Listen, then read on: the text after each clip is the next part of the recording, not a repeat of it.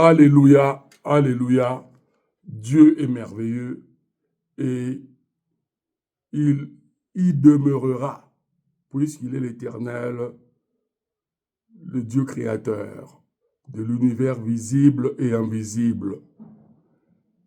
Et il nous a créés pour sa gloire, nos humanités, et il nous a déclarés saints par la puissance de la crucifixion et de la résurrection de Jésus-Christ. Et le rappel prophético-évangélique, c'est lors de la crucifixion, Christ s'exclama dans sa divinité que son plan avait connu le plus grand succès. C'est-à-dire, il avait accompli sa mission messianique universelle pour le salut de l'humanité dans tout le domaine de la vie humaine. La vie individuelle par rapport à la destinée de chaque être humain, la vie familiale, la vie sociale, la vie relationnelle, amicale, la vie économique d'une nation, d'un pays, la vie de stabilité politique d'une nation, d'un pays, et l'échange dans tous les domaines, échanges commerciaux, économiques, échanges diplomatiques, échanges de citoyenneté et du patriotisme entre peuples. Mais quel est ce patriotisme? Un patriotisme de l'humanité. Alléluia. C'est ainsi, je me présente encore, je suis bienvenu Néhémie Mavinga, docteur évangélique, serviteur et ministre de Jésus-Christ dans le monde entier, parce qu'il m'a accordé une grâce. Je ne suis pas le méritant prétendu humainement, mais je fais partie du mérite divin. Le mérite de Dieu, le choix de Dieu, d'où sa grâce surabondante. Il m'a établi ambassadeur itinérant du Christ dans le monde pour que je puisse diffuser sa pensée, rappeler sa volonté à toute l'humanité. C'est pour cela que je travaille en solo, toujours et jusque-là, faisant partie de son plan, de sa volonté, pour ramener les païens à la conscience divine et les chrétiens refroidis, rétrogradés, découragés, ceux qui ont quitté les églises locales pour X raisons, qui se trouvent chez eux, certains pratiquent de manière déambulante la parole de Dieu parce que le découragement est toujours en eux et en elles, et d'autres ont carrément abandonné la foi et ils font partie du virus de l'apostasie qui est l'œuvre de Satan. Pour que lorsque Christ reviendra, qu'il soit de l'appartenance de Satan, marqué de son chiffre 666, qui est son sceau, confirmant leur foi à Satan en tant que leur Dieu, et ils termineront en enfer avec lui dans une condamnation éternelle. Alors que le plan de Dieu est contraire à cela, c'est de sauver l'humanité qui a péché par Adam et Ève et apporter à cette humanité de jouir de son plan initial, de vivre en communauté avec le divin créateur et de régner avec lui, de jouir de son héritage, c'est éternel. Alléluia. Que Dieu vous bénisse abondamment, auditeurs et auditrices en ligne. Mesdames, mesdemoiselles, messieurs,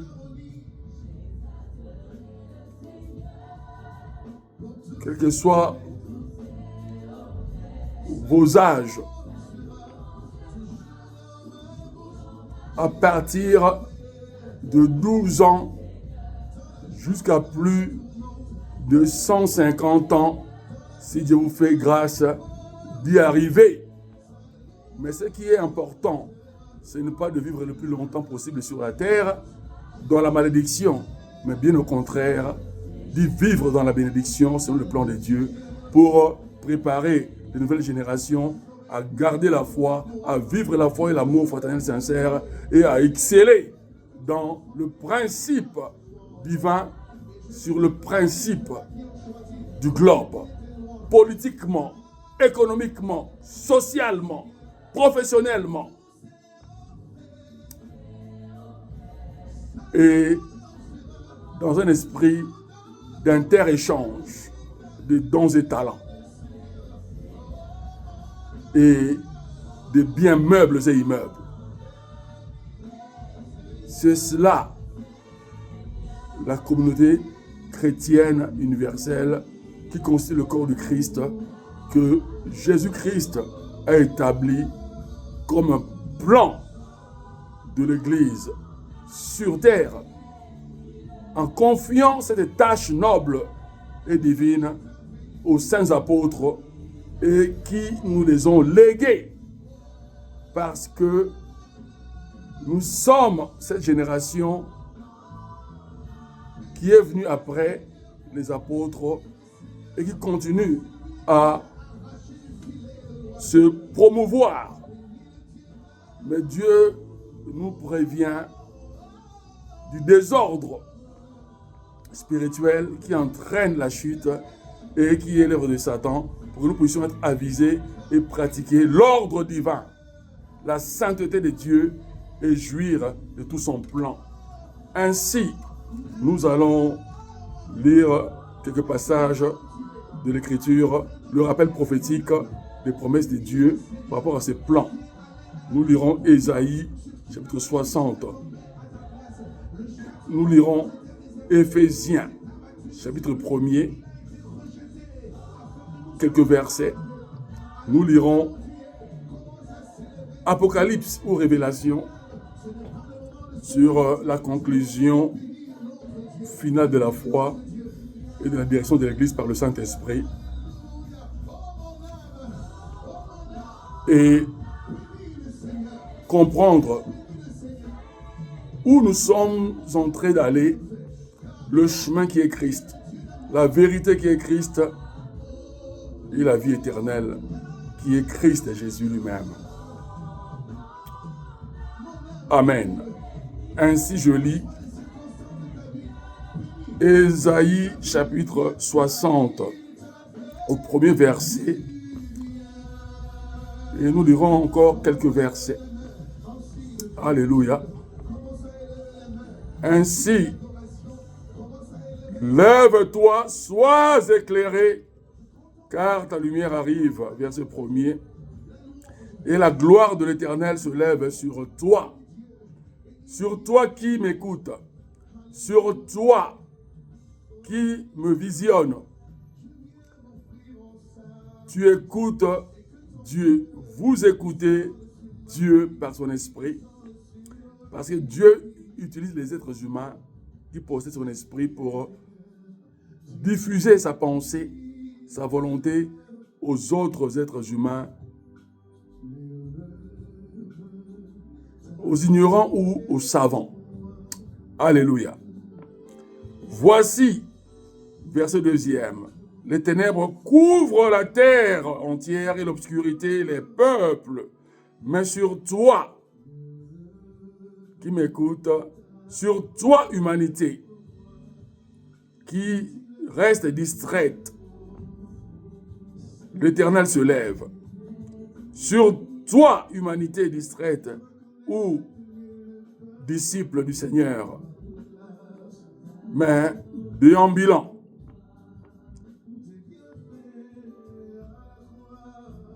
Parfois, ça marche dans ta foi. Parfois, tu es confus dans ta foi. Tu te poses des questions. Est-ce que Dieu m'a vraiment béni? Est-ce que Dieu existe-t-il? Est-ce que Dieu me parle-t-il comme les pasteurs disent que Dieu leur a parlé?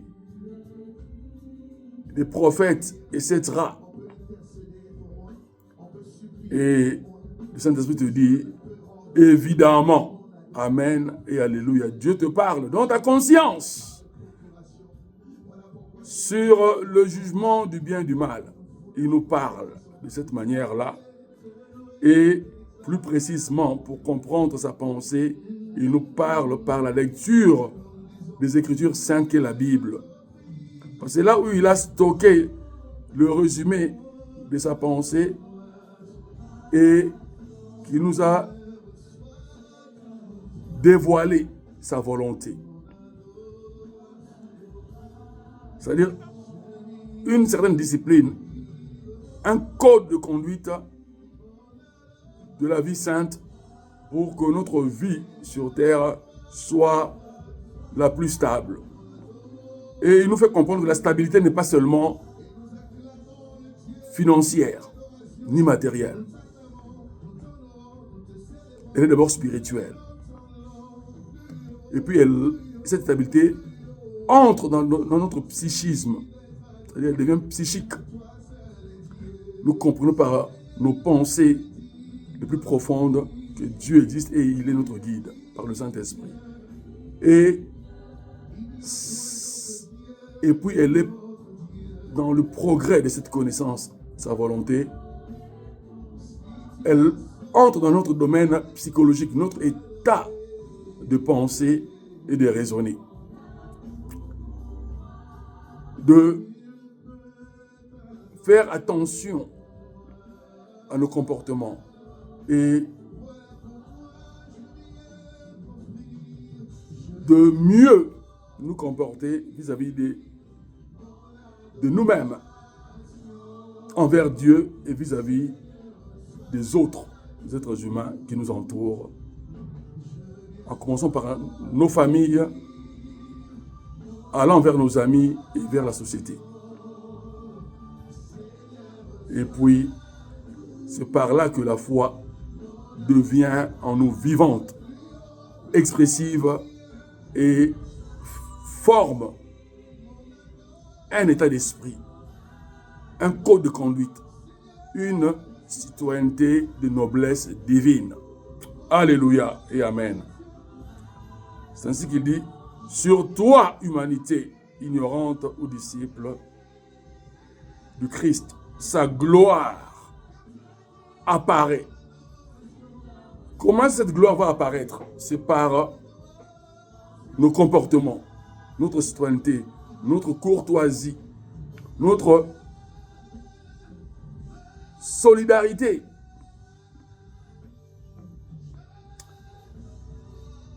Les uns envers les autres. Et dans le plan politique et diplomatique, il nous dit des nations, c'est-à-dire peuples de chaque pays du monde, de ce globe, marchent à ta lumière et des rois à la clarté de tes rayons. C'est-à-dire l'Esprit de Dieu qui est en nous, lorsque nous avons reçu Jésus-Christ comme Seigneur et Sauveur, illumine notre vie et notre vie. Lorsque nous prions pour l'humanité, lorsque nous intercédons pour que Dieu puisse intervenir dans tous les multiples problèmes et injustices dans ce monde, Dieu nous répond et exécute son plan de bénédiction. Mais attention, Dieu reste juste. Il diffuse d'abord la connaissance de sa parole et l'application de cette dernière. Et lorsqu'on applique la parole de Dieu, les nations qui appliqueront l'évangile vont entrer dans le plan de bénédiction de Dieu. C'est-à-dire, là où il y avait des guerres civiles incessantes, ça cessera. Et ils trouveront une longue période de paix. Voire la paix toute la vie, tant qu'ils continuent à garder et à pratiquer cette foi en Christ universel. Les menaces viendront, mais ces nations-là vont vaincre ces menaces, vont vaincre la guérilla et les guerres civiles. Et Dieu fera régner la paix au milieu de ses peuples. Alors que là où il semble d'opposition prophétique, alors ça n'est pas une. Christ a dit, il y aura toujours des guerres, de la famine, de l'injustice dans ce monde. Mais pourquoi Christ a dit cela? Il a dit cela aux nations, aux peuples qui continueront à se rebeller contre Dieu, contre le plan de Dieu que Christ a apporté au sein de l'humanité. Alléluia. Dieu est merveilleux. C'est-à-dire, lorsqu'on applique l'évangile, la parole de Dieu, les paroles prophétiques de Jésus-Christ, qui sont des paroles divines, Dieu se manifeste dans nos vies, dans tous les domaines. Et ici, sur ce sous-contexte du verset 3e d'Ésaïe 60, il est question de bénédiction divine internationale, politico-diplomatique, de relations entre pays, entre gouvernements mondiaux. Dans une démocratie théocratique, c'est-à-dire la démocratie qui est le pouvoir du peuple. Par le peuple, c'est-à-dire le peuple choisit ses dirigeants politiques pour lui accorder une vie stable dans son pays. Mais cette stabilité est régie par Dieu et la bénédiction est ordonnée par le Tout-Puissant, Créateur. L'homme politique ne peut pas changer le plan de Dieu. L'homme politique n'est pas un divin. Il est le choix du peuple que Dieu approuve. Mais il doit être loyal pour que sa politique puisse entrer dans la bénédiction de Dieu. Et que l'Esprit de Dieu, le Saint-Esprit le révèle la connaissance exacte par rapport à sa mission et innover cela, d'où le développement politico-économique, le développement socio-économique.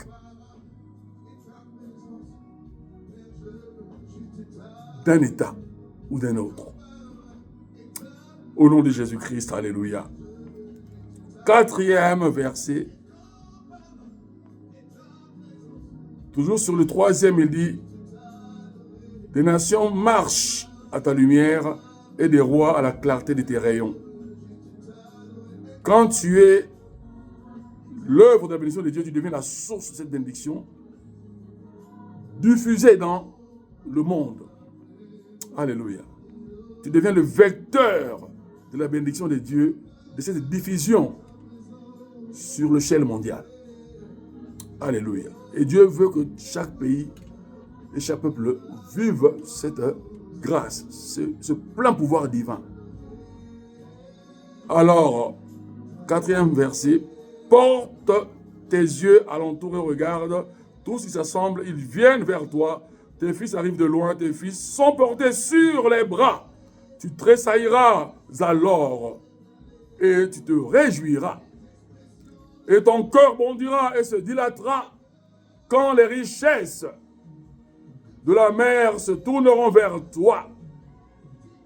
Quand les trésors des nations viendront à toi. Donc, Dieu nous fait comprendre, il fait comprendre à l'humanité que le plan de bénédiction matérielle, des richesses matérielles et financières font partie de sa bénédiction pour régir notre vie et nous apporter une joie intense, une satisfaction intense de vivre une vie heureuse, ne manquant de rien. Lorsque l'être humain est comblé matériellement et financièrement, il est à ce moment-là très joyeux. Mais cette joie-là implique parfois certaines oppositions, certaines jalousies, certaines guerres par rapport à ceux qui s'opposent à la divinité. D'où le combat spirituel qui entraîne des guerres physiques, des conflits diplomatiques, des conflits familiaux, des conflits amicaux, etc. Donc Dieu est extraordinaire, il veut que nous comprenions son plan de manière stable.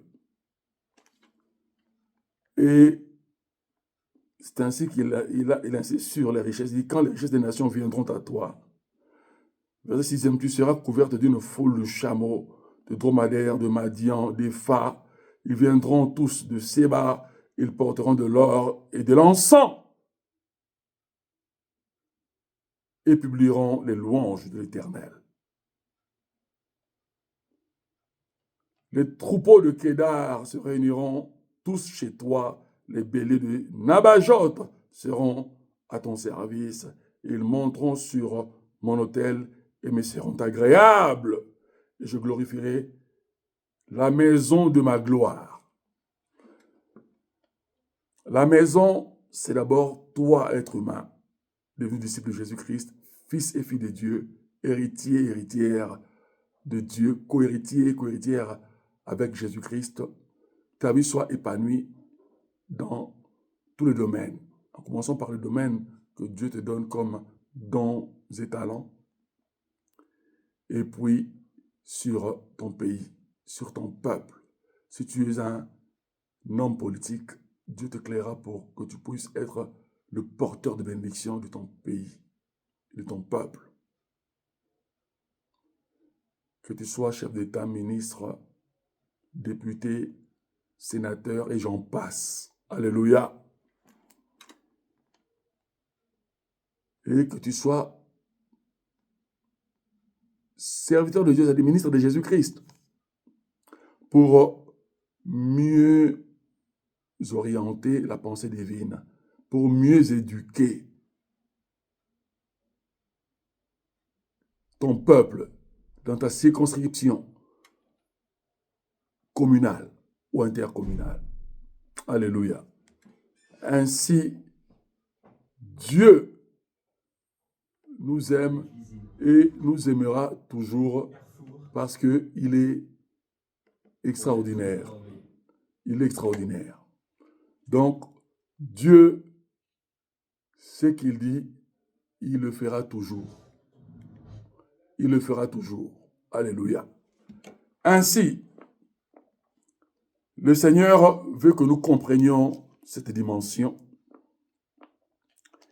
Et il nous dit dans cette lecture progressive,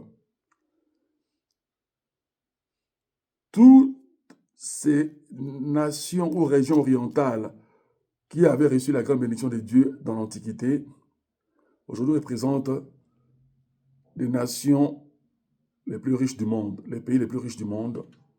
Et Dieu dit que s'il te bénit, il va attirer cette richesse vers toi de plusieurs manières. C'est-à-dire, il te fera profiter des richesses des pays riches de ce monde, très développés, qui ont reçu la faveur ou les faveurs de Dieu. Et puis, au verset 7e, il va glorifier son œuvre en toi. Et puis, à la communauté chrétienne qui est l'Église de Christ. Dans ce contexte, dans l'Antiquité et dans la loi mosaïque, cette bénédiction était attribuée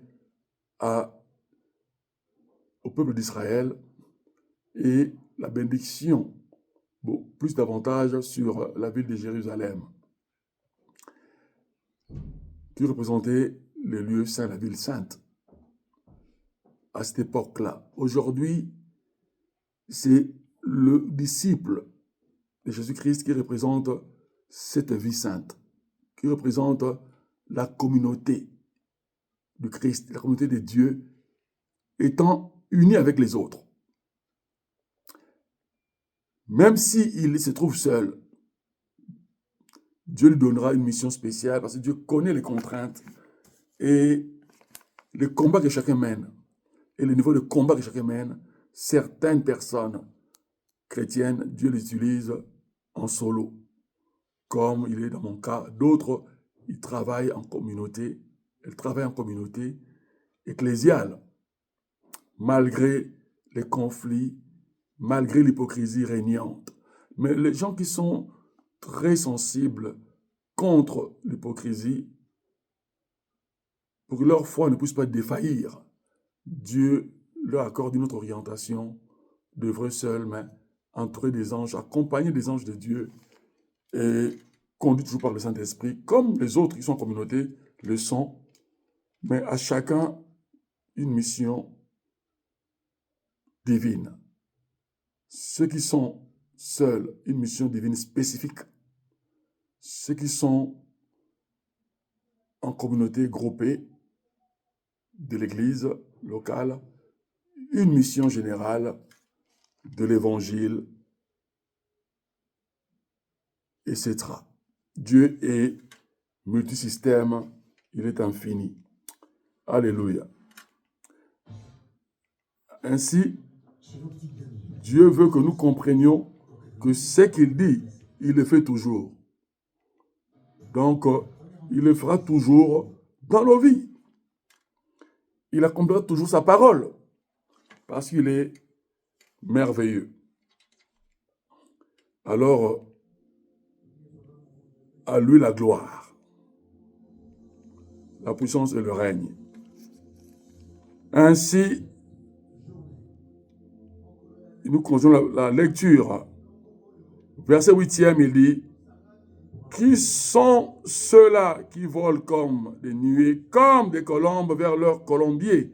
Car les îles espèrent en moi, et les navires du Tarsis sont en tête pour ramener de loin tes enfants avec leur argent et leur or à cause du nom de l'Éternel, ton Dieu. » Ici, dans ce contexte, les questions, du verset 9e, les questions de la délivrance de Dieu au Père pour son peuple qui fut esclave. Et aujourd'hui, cet esclavage continue dans la diaspora. Par exemple, la diaspora africaine en Occident, en Europe, comme aux Amériques et ailleurs. Et aussi pour le peuple maghrébin, le peuple arabe et autres. Même les Européens de l'Est, qui sont dans un esclavage économique mondialement. Dieu opère de délivrance en le ramenant dans les lieux de bénédiction. Pour certains, dans leur pays, où Dieu leur accorde une belle réinstallation par rapport à leur bien meuble immeuble, pour qu'ils puissent produire cela et vivre et créer de l'emploi. Et d'autres Dieu le mène dans des pays riches où il a béni l'économie pour qu'il puisse être bénéficiaire de cette richesse économique. Comme je reviens toujours au cas de la diaspora, que beaucoup d'Africains font partie en Europe occidentale et aux Amériques. Alléluia. Ainsi, il dit, la suite, toujours le verset 9, mais couplet B, avec leur argent et leur or, à cause du nom de l'Éternel, ton Dieu, du Saint d'Israël, qui te glorifie, c'est-à-dire Dieu te donne la gloire, c'est-à-dire il te relève, il te donne de la valeur et du succès, donc de la réussite dans la vie, d'où l'obtention d'un emploi, la réussite d'une vie économique adaptable à la richesse économique de ce pays-là où il t'emmène et que tu dois appliquer et réappliquer le plan divin, les principes de la foi pour que cette bénédiction puisse s'accroître en toi.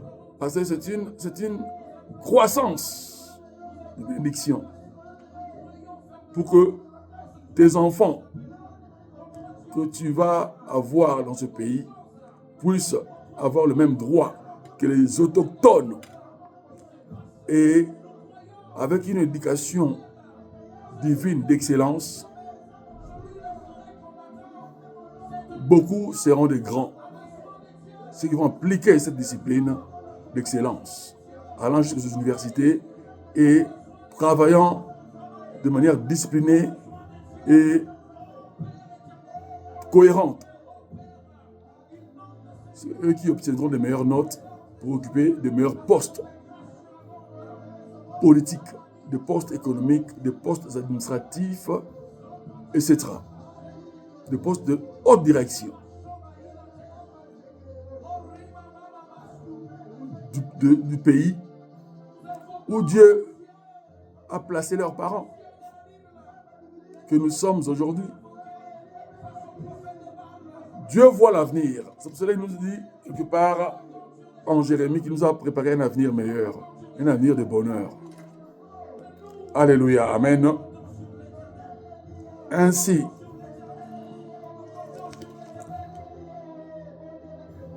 il dit, les fils de l'étranger rebâtiront tes murs et leurs rois seront tes serviteurs.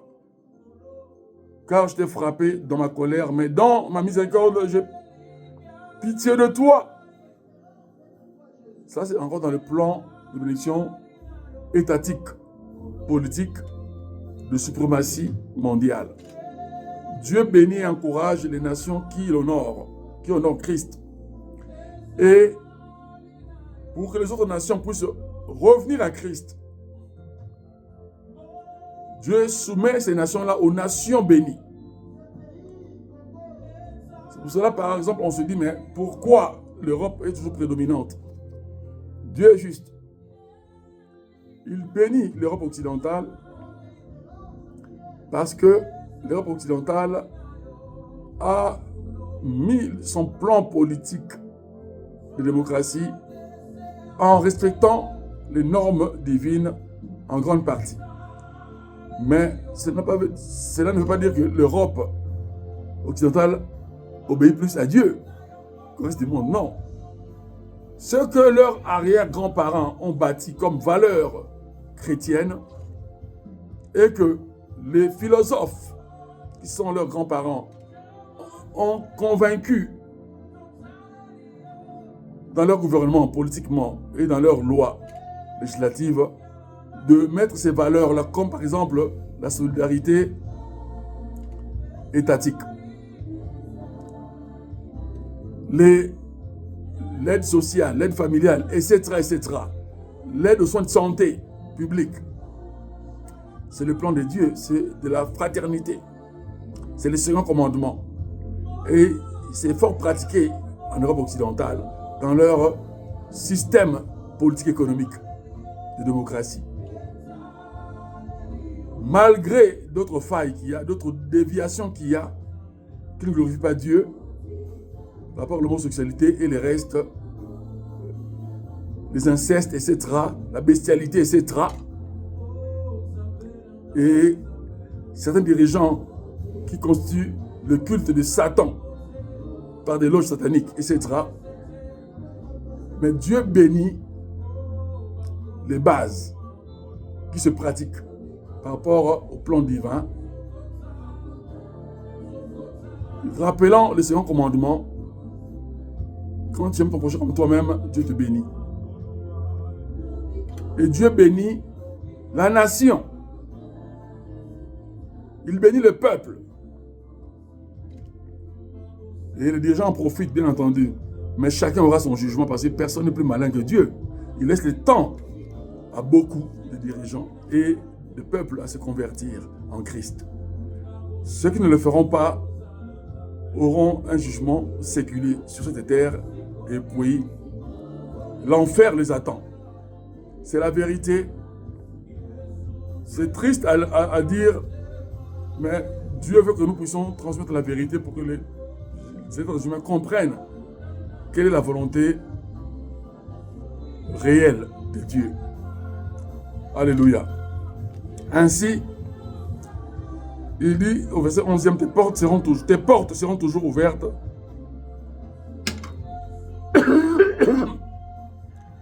Tes portes seront toujours ouvertes. Elles ne seront fermées ni jour ni nuit afin de laisser entrer chez toi les trésors des nations. Et leurs rois avec leur suite.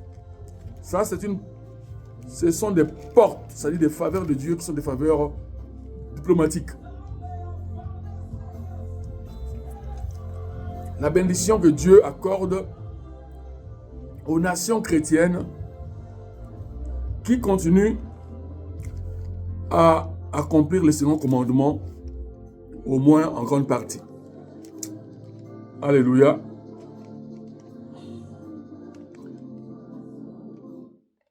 Ainsi, nous allons lire le parallélisme. Ça, c'était l'Ancien Testament, la loi de Moïse, la prophétie que Dieu a donnée à Moïse pour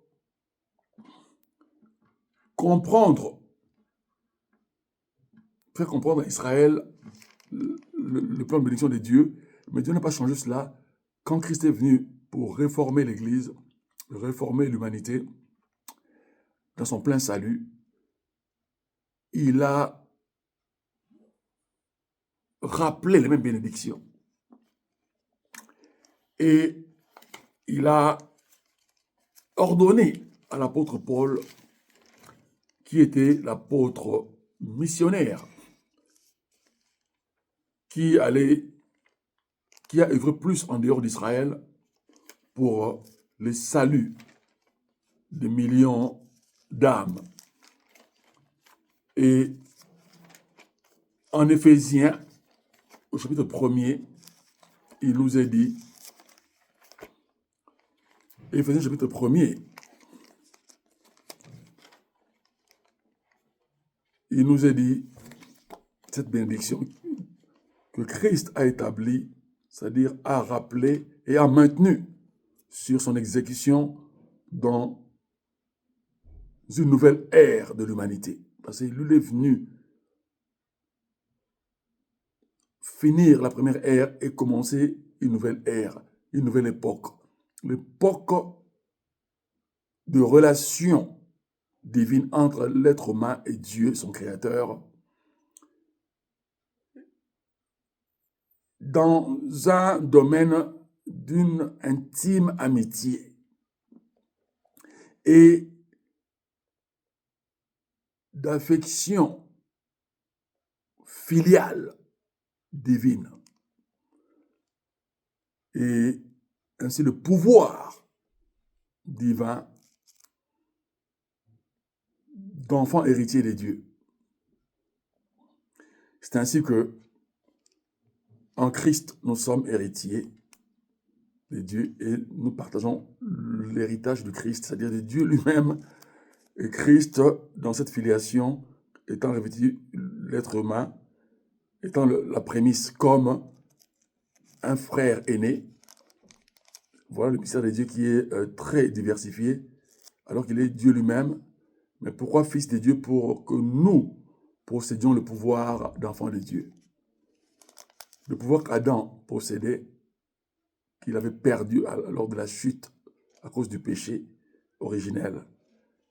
Christ est venu nous le restituer par son amour infini, son amour de Dieu qui est éternel. D'où le plan du salut éternel. Alors, il est dit en Éphésiens 1er.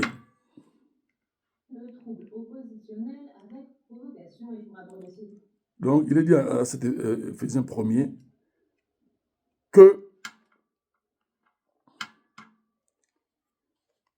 au verset 3e, béni soit le Dieu et Père de notre Seigneur Jésus-Christ qui nous a bénis de toutes sortes de bénédictions spirituelles dans les cieux,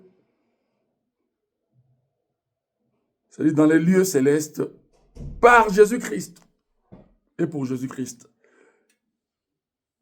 L'apôtre Paul adore Dieu par rapport à son nouveau plan, mais qui était toujours le plan initial, mais Christ est venu réformer, renouveler au sein de l'humanité. Donc, le faire accomplir de nouveau au sein de l'humanité. C'est ça.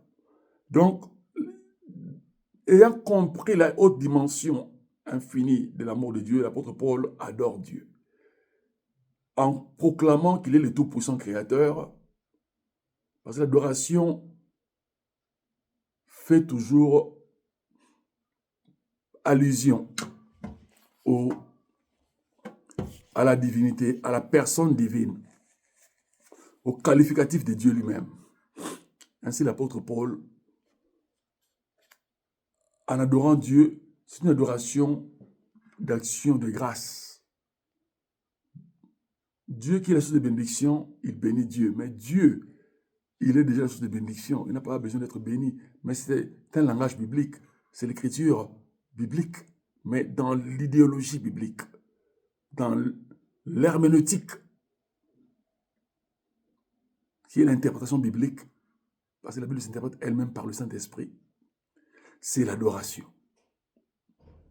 Il proclame la toute-puissance de Dieu en tant que le Dieu pourvoyeur à tous nos besoins. Parce que Dieu a créé l'humanité pour l'excellence. Ainsi, dans une intention de remerciement, de haut remerciement, alléluia, la reconnaissance de l'amour de Dieu que l'apôtre Paul a manifesté. C'est pour rappeler à l'Église que Dieu est merveilleux et il nous bénit parce qu'il est extraordinaire. Il est extraordinaire, alléluia. Ainsi, c'est pour nous rappeler et nous faire comprendre de manière exacte que nous sommes bénis, nous qui sommes en Christ, de toutes sortes de bénédictions que Dieu a prévues pour l'être humain sur cette terre. C'est le rappel, c'est-à-dire le parallélisme. Ça va de pair avec les bénédictions que nous avons lues en Ésaïe, chapitre 60. Du verset 1er au 12e. Et en Éphésiens, la nouvelle alliance, Christ ordonne à l'apôtre Paul, par le Saint-Esprit, de l'écrire pour que cela reste une mémoire à vie par rapport à l'existence de l'être humain sur cette terre jusqu'à son extinction. C'est-à-dire jusqu'au retour final, c'est-à-dire au second retour de Christ pour le jugement dernier. Alléluia. Ainsi,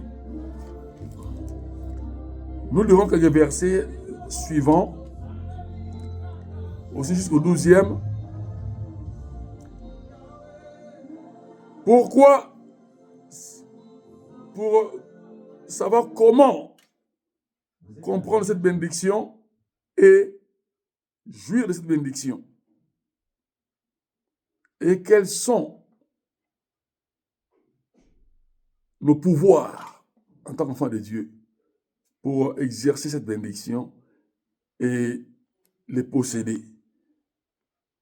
En lui, Dieu nous a élus, verset 4e, avant la fondation du monde, c'est-à-dire nous avons été choisis déjà par Dieu, par l'élection divine, par le choix de Dieu, son choix individuel, et il nous a placés sur cette terre et il a donné une exécution à notre destinée, chacun, pour jouir de sa gloire sur cette terre et puis diffuser cette gloire aux nations, d'où l'évangélisation internationale. Annoncer Christ est Seigneur et Sauveur à toute l'humanité, quelles que soient les nations. Donc, ça c'est le plan divin qui est même au-delà du christianisme. Parce que le christianisme représente une religion. Le courant chrétien des religions qui fonctionnent en œcuménisme, c'est-à-dire ils sont unis entre elles, ces religions, et ont les mêmes tendances et parfois d'autres, certaines petites oppositions, mais dans le plan général, ils disent qu'ils célèbrent Jésus-Christ comme Fils de Dieu, mais dans leur pratique, ils contredisent le plan divin. Donc, Dieu n'accueille pas leur culte. Mais Satan, oui.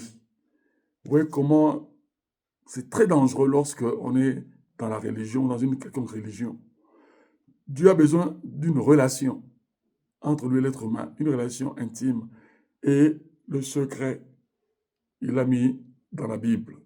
C'est pour ça que tous les livres religieux ont été écrits à partir de la Bible, de l'Ancien Testament de la Bible, pour prouver la véracité du plan divin sur la Sainte Bible. Alléluia. Ainsi, nous continuons. Verset 5e, il nous a prédestinés dans son amour à être ses enfants d'adoption, c'est-à-dire de filiation, selon le bon plaisir de sa volonté, pour célébrer la gloire de sa grâce dont il nous a favorisés par son bien-aimé, c'est-à-dire par Christ. En lui, en Jésus-Christ, nous avons la rédemption, par son sang, le pardon des péchés, selon la richesse de sa grâce que Dieu a répandue abondamment sur nous, par toute espèce de sagesse et d'intelligence.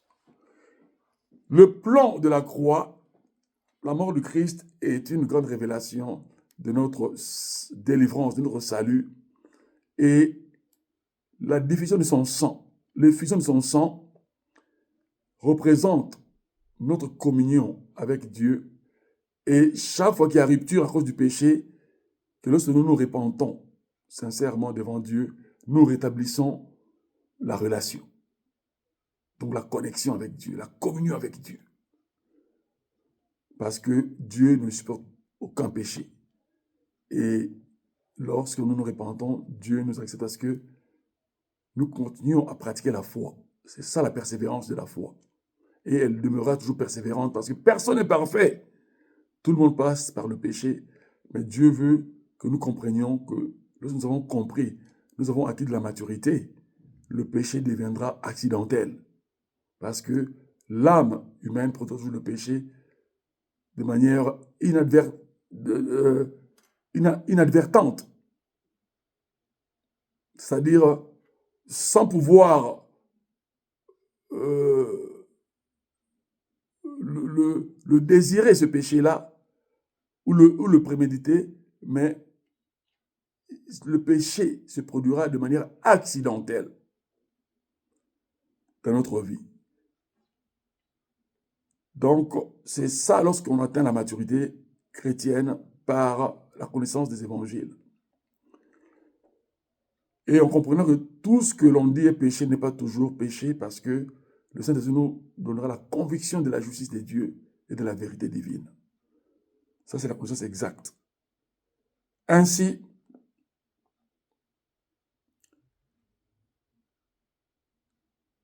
le pardon des péchés, selon la richesse de sa grâce, que Dieu a répandu abondamment sur nous par toute espèce de sagesse et d'intelligence. Sagesse et intelligence du Saint-Esprit. Par le renouvellement de l'intelligence, le Saint-Esprit nous parle et nous guide et nous fait comprendre la volonté de Dieu par rapport à notre vie. Tout un chacun. Et il nous a fait connaître le mystère de sa volonté. Ah, voilà, ça c'est le plan de la révélation. Qu'est-ce que Dieu veut exactement dans nos vies?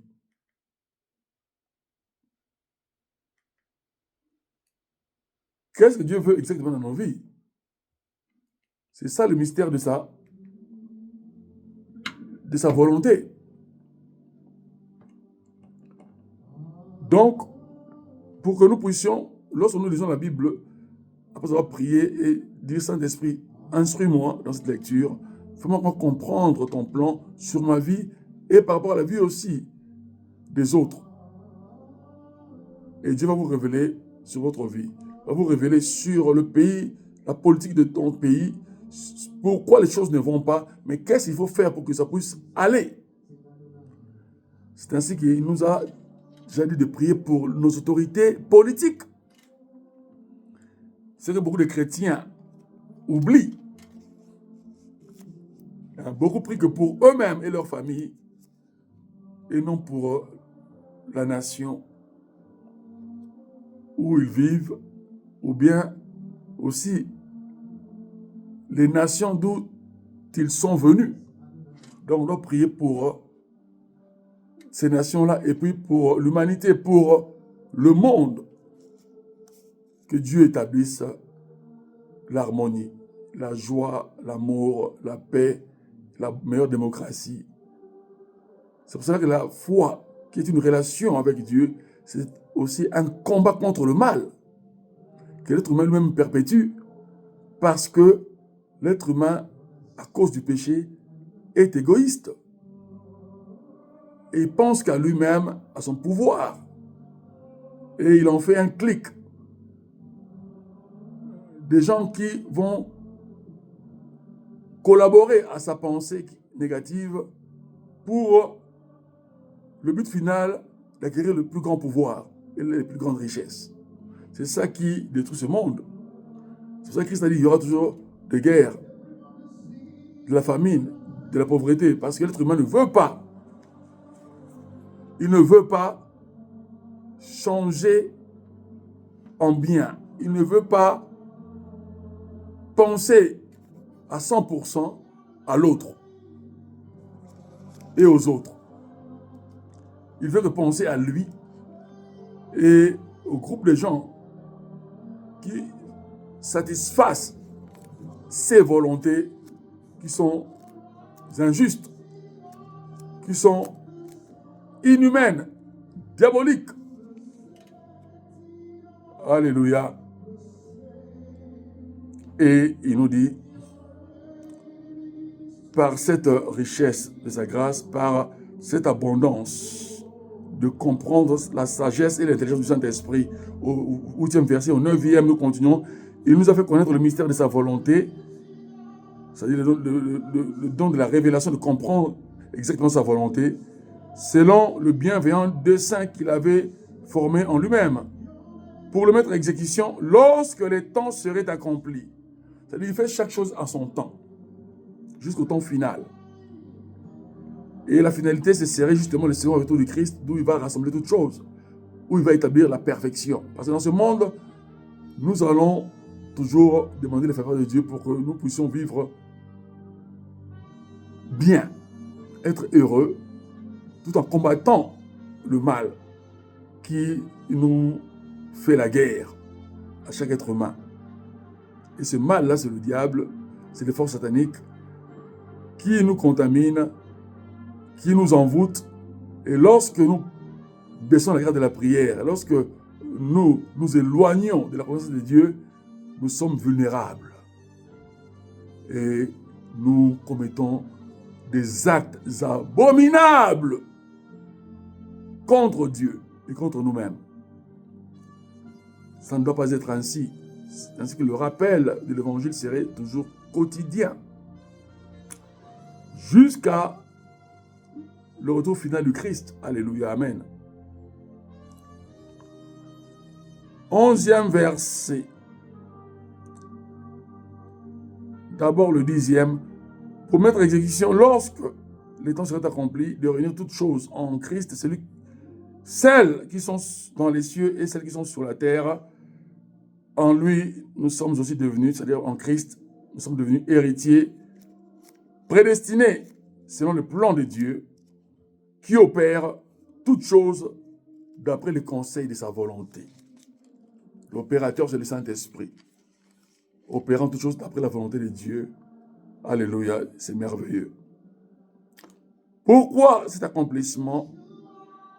Afin que nous servions à célébrer sa gloire, nous qui d'avance avons espéré en Christ, et non avons espéré à Abraham, à Moïse, aux prophètes de l'ancienne alliance, ou à nos ancêtres dans cette nouvelle ère. Mais notre espérance, c'est-à-dire la plus haute conviction de notre foi, l'attente des solutions de notre foi, la résolution finale de tous nos problèmes, de tous nos tracas, c'est par Jésus-Christ qu'est centrée notre sainte foi. Parce que la foi, dans sa synonymie, c'est aussi l'espérance. Alléluia. Amen. 12e verset lu, que Dieu soit béni. Et nous allons lire la partie finale qui est l'Apocalypse, chapitre 20. Et nous lirons aussi un passage du chapitre 21. Apocalypse, chapitre 20, au verset 11e. Alléluia. L'apôtre Jean de Boanerges, l'apôtre le plus estimé par sa foi, par Jésus-Christ.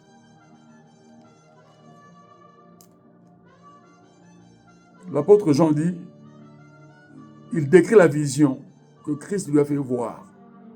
Puis je vis un grand trône blanc et celui qui était assis dessus. La terre et le ciel s'enfuirent devant sa face et il ne fut plus trouvé de place pour eux. Ça, c'est le plan céleste, le domaine spirituel. La gloire de Dieu. Il vit Christ dans son trône. Mais la terre et les cieux, c'est-à-dire tout le domaine matériel, à cause du péché, ne pouvait pas cohabiter avec la gloire de Dieu, alors que lui-même en est le créateur. C'est la preuve qu'il est esprit éternel et saint. Et il va nous ramener, nous disciples du Christ, à cette sainteté éternelle. Et à cette vie éternelle, à cette gloire éternelle. Ainsi, il dit, et nous allons lire le verset 21, pardon, le chapitre 21.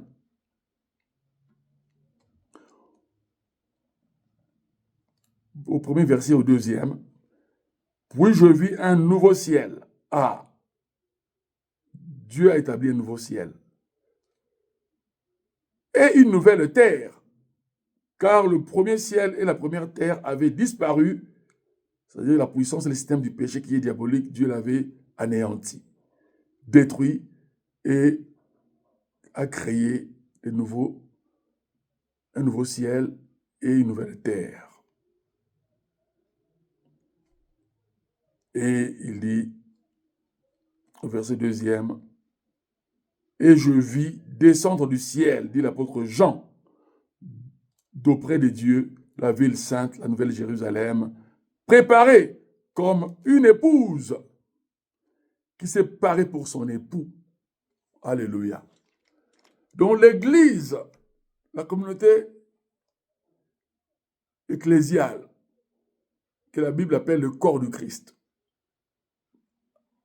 à travers le monde entier, c'est-à-dire chaque église de Jésus-Christ dans le monde, où le Saint-Esprit est le directeur et l'opérateur du plan de Dieu, c'est ça le corps du Christ. Qui est devenu une nouvelle Jérusalem, c'est-à-dire un nouvel État. Ici, la ville représente l'État divin et d'une extension illimitée, dépassant le globe, dépassant le système intercontinental. Alléluia, parce que c'est dans le plan infini, dans le plan d'éternité. Et l'éternité n'a pas de temps défini, c'est de l'infini à l'infini, continu. Alors, voyons le parallélisme. Ésaïe 60 nous parle de promesses, de bénédictions matérielles et financières que Dieu avait accordées justement aux Israélites, aux anciens Israéliens, jusqu'à ce que Christ vienne. C'est-à-dire le peuple qui était non israélite, non juif, qui venait se joindre au peuple d'Israël, devenait une sorte de juif. Certains avaient épousé des juifs, ou vice-versa, ont eu des enfants qu'on appelle les Samaritains.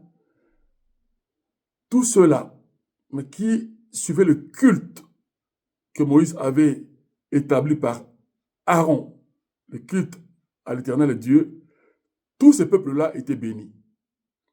Donc les gens venaient les peuples venaient de toutes parts du globe pour vivre cette bénédiction divine, extraordinaire.